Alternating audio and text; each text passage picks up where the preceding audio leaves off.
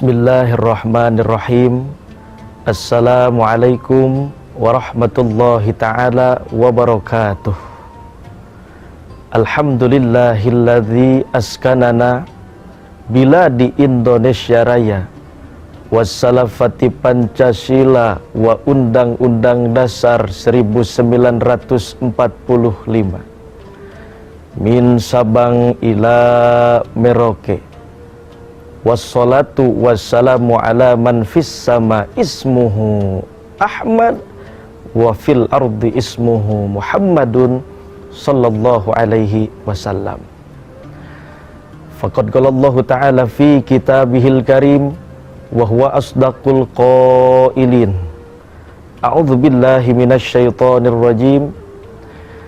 Bismillahirrahmanirrahim. Innallaha wa malaikatahu yusalluna 'alan nabi. Ya ayyuhalladzina amanu sallu alaihi wa sallimu taslima. Sadaqallahul azim. Wa qala an-nabiyyu sallallahu alaihi wasallam, al-bakhilu man dzukirtu indahu falam yusalli alayya. Wa qala aidan, aulan nasi bi yaumal qiyamah aktsaruhum alayya shalah. Pertama dan yang paling utama, marilah kita panjatkan puja dan puji syukur kehadirat Allah Subhanahu wa ta'ala. Salawat beserta salamnya semoga tercurah limpahkan kepada pimpinan kita, baginda alam tercinta. Siapakah dia? Habibana wa nabiyyana wa maulana Muhammad sallallahu alaihi wasallam. Tak lupa kepada keluarganya, kepada sahabatnya, dan kepada kita semua selaku umatnya. Amin ya Allah ya Rabbal Alamin. Hadirin hadirat, pemirsa, Assalamualaikum Nusantara TV One yang dirahmati oleh Allah Subhanahu wa ta'ala. Sudah banyak kita ketahui bahwa bentuk ibadah itu banyak. Jadi bentuk ibadah itu bukan hanya sholat saja. Ternyata puasa ibadah, sedekah ibadah, zakat ibadah, haji pun ibadah, dan masih banyak lagi yang lainnya. Bahkan bersolawat kepada Nabi besar Muhammad sallallahu alaihi wasallam pun itu merupakan suatu ibadah dan satu bentuk rasa cinta kita kepada Nabi besar Muhammad sallallahu alaihi wasallam. Maka hadirin hadirat, kalau kita pengen dikategorikan sebagai orang yang mencintai dan dicintai oleh Nabi Muhammad sallallahu alaihi wasallam, maka hal yang paling kecil yang harus kita lakukan yakni ketika mendengar nama mulianya Nabi besar Muhammad sallallahu alaihi wasallam, maka kita sambut dengan bersolawat kepadanya. Saya kasih contoh, ketika ada yang mengucapkan nama mulianya Nabi Muhammad, maka kita sambut dengan sallallahu alaihi wasallam. Itu pun kalau kita pengen dikategorikan sebagai orang yang mencintai dan dicintai oleh Nabi Muhammad sallallahu alaihi wasallam. Kenapa? Karena di dalam hadis Nabi, man ahabbani kana ma'i fil jannah. Barang siapa yang mencintaiku, kata Nabi, maka akan aku dudukan bersamaku di dalam surganya Allah Subhanahu wa ta'ala. Amin ya Allah ya Rabbal Alamin. Maka hadirin, kita itu jangan sampai dikategorikan sebagai orang yang bakhil, orang yang pelit, kata Nabi. Coba kita lihat di dalam kitab Mukhtar Hadis karangan Syekh Ahmad Al-Hashimi, kata Nabi Muhammad sallallahu alaihi wasallam, al-bakhilu man dzukirtu indahu falam yusalli alayya. Yang artinya kata Nabi, orang yang pelit itu bukan orang yang duitnya banyak, bukan orang yang kaya, rumahnya mewah, rumahnya megah, mobilnya banyak, tapi gak pernah sodako, gak pernah dikasihkan untuk orang yang lebih membutuhkan. Bukan. Tapi orang yang paling pelit kata Nabi, yakni ketika diucapkan namaku kepadanya, maka dia tidak menyambut namaku itu dengan bersolawat kepada Nabi Muhammad sallallahu alaihi wasallam. Na'udzubillah thumma na'udzubillahi min dzalik. Hadirin hadirat, pemirsa Assalamualaikum Nusantara yang dirahmati oleh Allah Subhanahu wa taala. Lantas perjuangan apa yang telah kita berikan untuk Nabi? Pengorbanan apa yang telah kita berikan untuk Nabi? Selain bersolawat kepadanya. Gampang. Bersolawat mah gampang. Kita ngomong bisa, daripada ngomong yang enggak-enggak, ya mending bersolawat sama Nabi. Perjuangan kita, pengorbanan kita berbeda dengan Nabi Muhammad SAW. Pernah pada suatu ketika Nabi Muhammad berdakwah di satu kota, yakni bernama kota Thaif, yang dimana Nabi Muhammad disambut oleh orang-orang yang berada di kota Thaif. Tapi sambutan Nabi Muhammad, disambutnya Nabi Muhammad bukan dengan senyuman, bukan dengan solawat. Berbeda dengan kita, berbeda dengan ustadz-ustadz kita, berbeda dengan kiai kita, berbeda dengan habaib kita. Kalau dakwah di suatu kampung, dakwah di suatu kota, dakwah di suatu tempat, pasti bakal disambut dengan ramai. Bahkan sering pula habaib kita, kiai kita, ustadz kita disambut oleh orang-orang dengan sholawat. Tala'al badru alaina min thaniyatil wada wajaba syukru alaina mada'an lillahi da. Masya Allah. Tapi berbeda dengan perjuangan pengorbanan Nabi Muhammad di kota Thaif.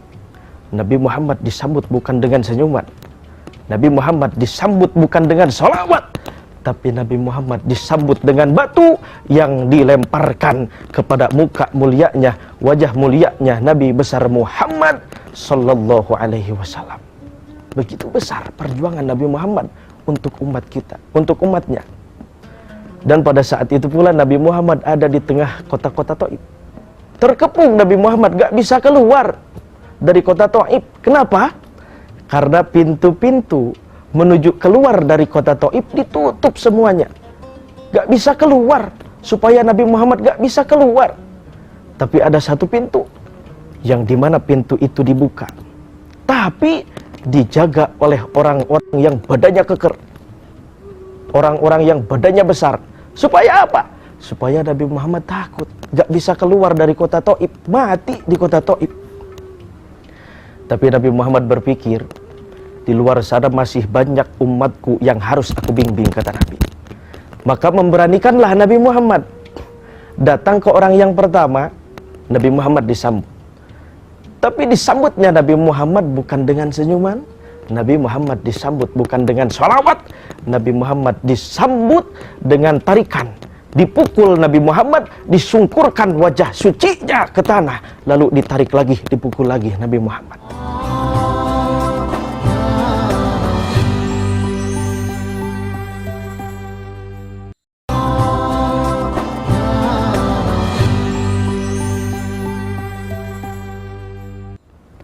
Itu baru orang yang pertama. Belum orang yang kedua, belum orang yang ketiga, belum orang yang keempat, dan seterusnya. Sama seperti orang yang pertama. Nabi Muhammad ditarik, disungkurkan wajah sucinya ke tanah, lalu dipukul lagi Nabi Muhammad SAW. Begitu besarnya perjuangan pengorbanan Nabi Muhammad untuk umatnya. Sehingga ada izin dari Allah Subhanahu wa ta'ala, Nabi Muhammad bisa keluar di kota Thaif. Tapi jangan sangka Nabi Muhammad itu keluar biasa-biasa saja, badannya nggak berdarah. Ternyata Nabi Muhammad wajahnya berdarah sampai darahnya mengalir, mau menetes ke tanah. Tapi pada saat darahnya mau menetes ke tanah, ditahan darahnya sama kedua tangannya Nabi Muhammad. Supaya apa? Karena apa?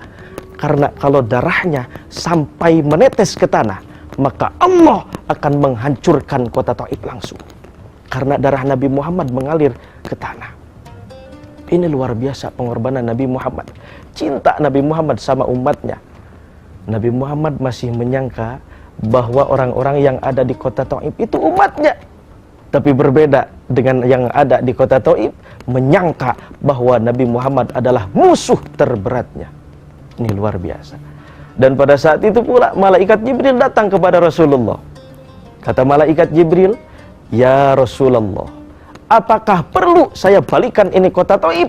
Saya angkatkan ke langit, lalu saya balikan ke tanah sampai hancur."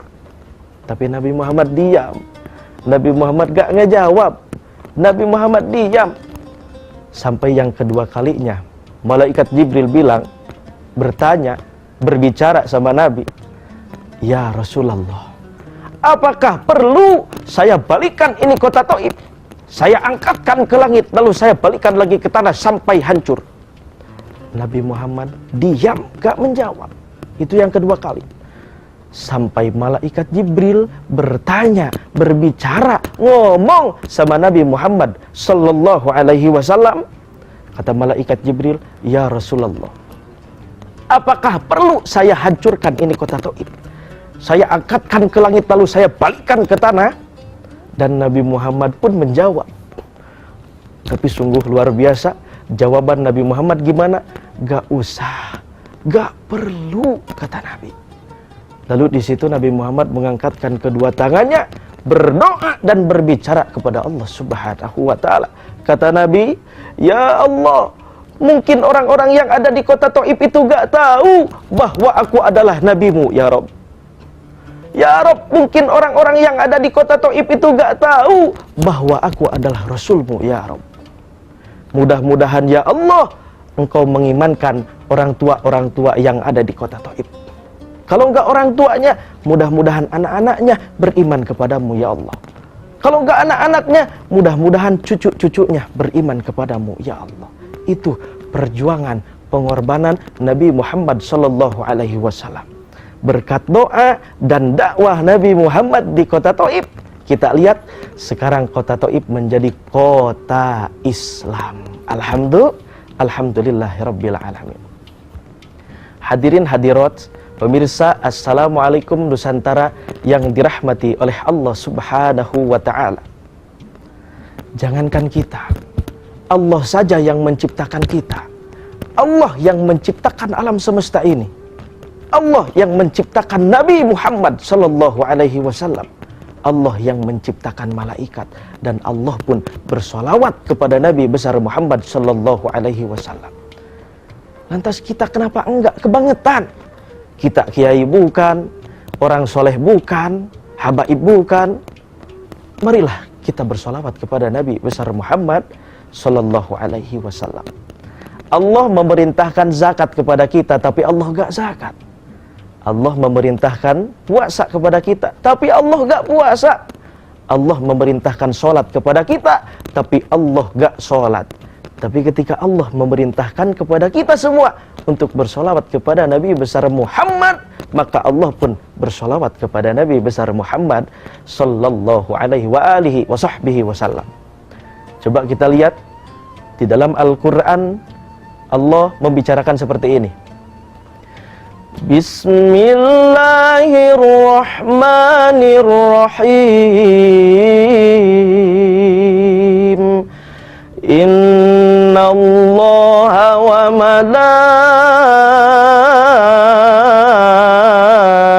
malaikatahu yusalluna 'alan nabi. Ya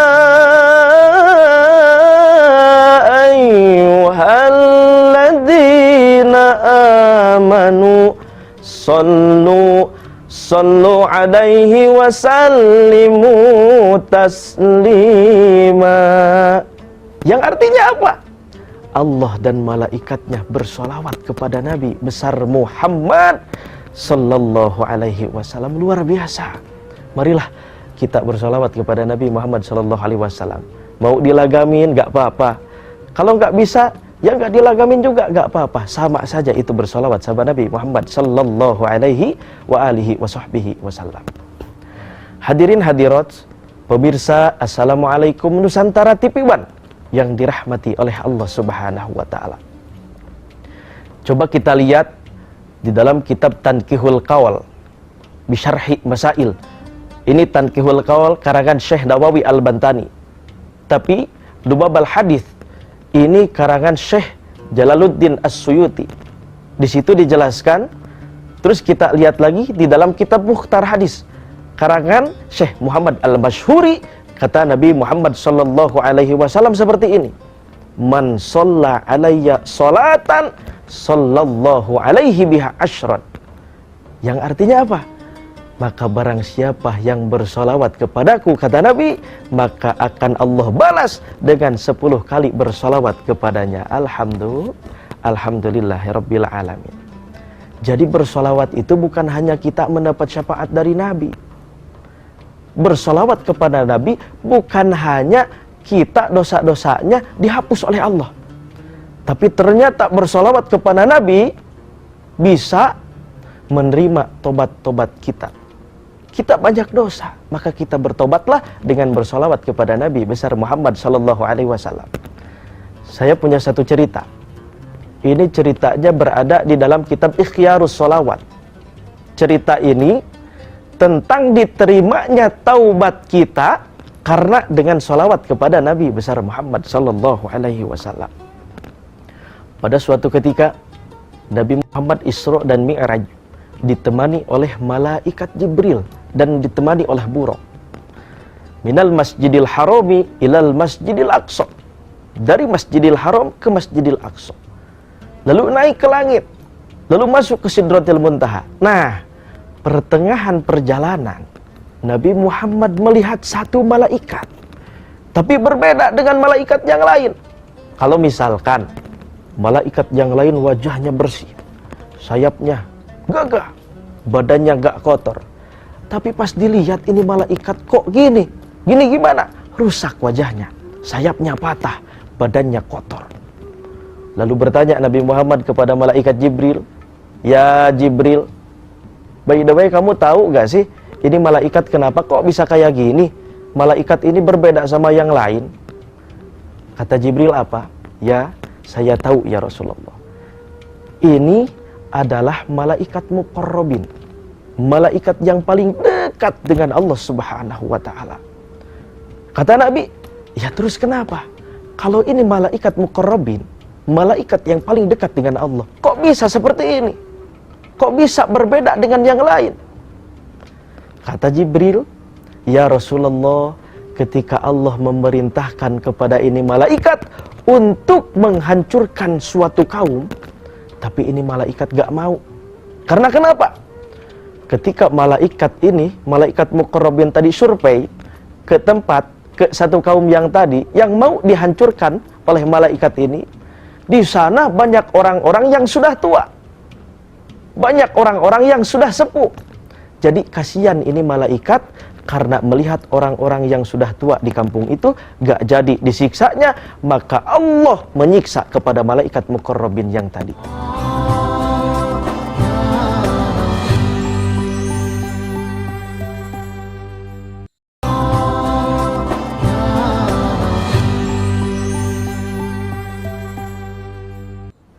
Sehingga Allah turunkan ke dunia, dihancurkan wajahnya sama Allah Subhanahu wa Ta'ala. Sayapnya patah, badannya pun kotor. Kata Nabi Muhammad, kok gak bertobat saja? Gak bertobat sama Allah? Gak tahu tuh. Malaikat Jibril gak bisa jawab karena gak tahu jawabannya. Lalu datang suara hatib. Hatib itu suara tapi gak ada bentuknya. Tapi ini suaranya datang dari Allah Subhanahu wa Ta'ala. Kata Allah Subhanahu wa Ta'ala, kalau ini malaikat tobatnya pengen diterima olehku, maka ini malaikat harus bersolawat kepada Nabi besar Muhammad Sallallahu Alaihi Wasallam sebanyak 10 kali. Maka bersolawatlah itu malaikat kepada Nabi Muhammad sebanyak 10 kali. Nah ini kayak di film-film nih, ada film-film Transformer gitu kan, yang asalnya mobil bisa berubah jadi robot, berubah. Nah ini malaikat yang asalnya kotor, wajahnya rusak, sayapnya patah, badannya kotor, dengan bersolawat sama Nabi Muhammad SAW sebanyak 10 kali, berubah ini malaikat menjadi bersih, sayapnya bagus, bercahaya.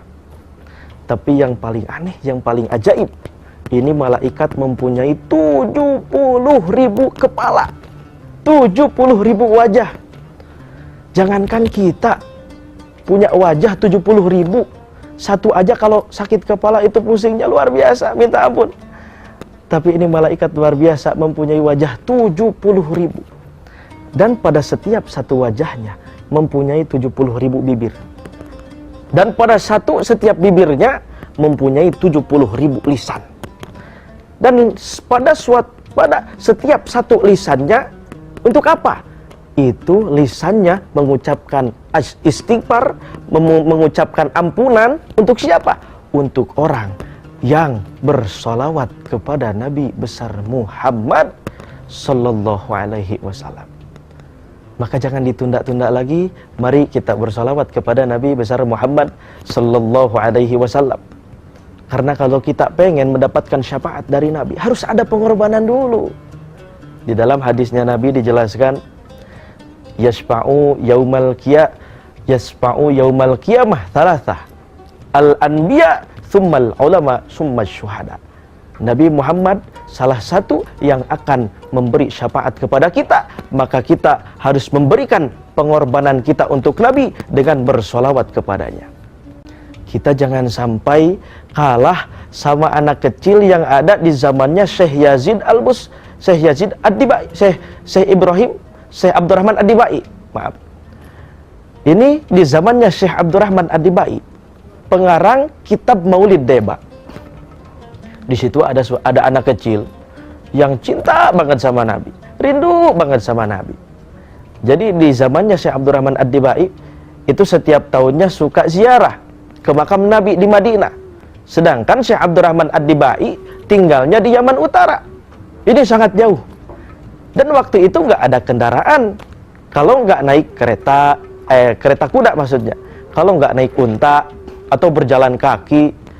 Jadi ini anak kecil pengen ikut, ngomong sama Syekh Abdurrahman Ad-Dibai, saya pengen ikut, pengen berziarah ke makam Nabi Muhammad SAW di Madinah. Ini anak kecil ngomong seperti itu, dijawab sama Syekh Abdurrahman Ad-Dibai.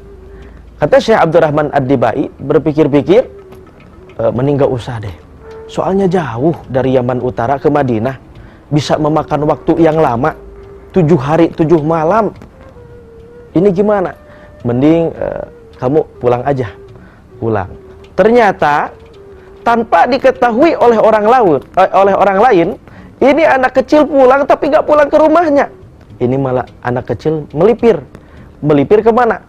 Turun ke bawah kereta kuda Syekh Abdurrahman Ad-Dibai dan bergelantungan, gak takut haus, gak takut lapar, gak takut capek. Karena perjalanan 7 hari 7 malam. Dan berangkatlah kereta kuda Syekh Abdurrahman Ad-Dibai dan rombongannya. Dan pada saat ketika itu, singkat cerita, sampailah Syekh Abdurrahman Ad-Dibai dengan rombongannya di Madinah. Lalu ada yang berbicara, ada yang mengatakan, alhamdulillah kita sudah sampai di kota Madinah. Ini anak kecil saking rindu, saking cinta, saking bahagianya sama Nabi. Mendengar ada orang yang mengucapkan sudah sampai di Madinah, ini anak kecil melepaskan tangannya, turun langsung berlari di kota Madinah. Orang lain bingung, kok ini anak kecil bisa ikut? Padahal kan sama Syekh Abdurrahman Ad-Dibai udah disuruh pulang.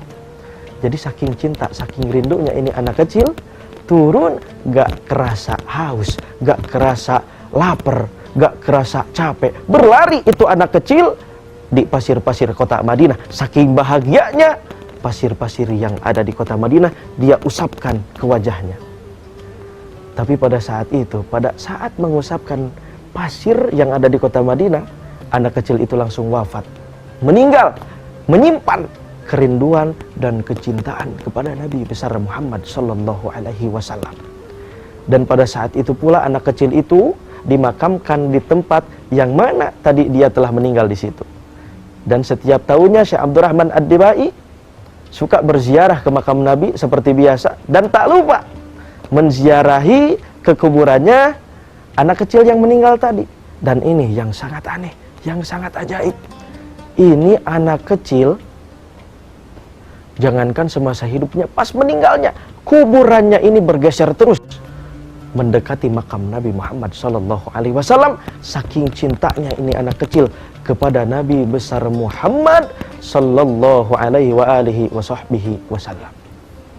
Hadirin hadirat, pemirsa, Assalamualaikum Nusantara TV One yang dirahmati oleh Allah Subhanahu wa taala.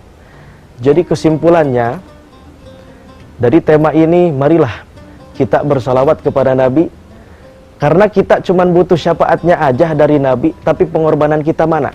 Marilah kita korbankan untuk mendapatkan syafaat dari Nabi dengan bersolawat kepadanya. Terakhir, saya akan mengajak bersolawat kepada hadirin hadirat pemirsa Assalamualaikum TV One yang dirahmati oleh Allah Subhanahu wa taala.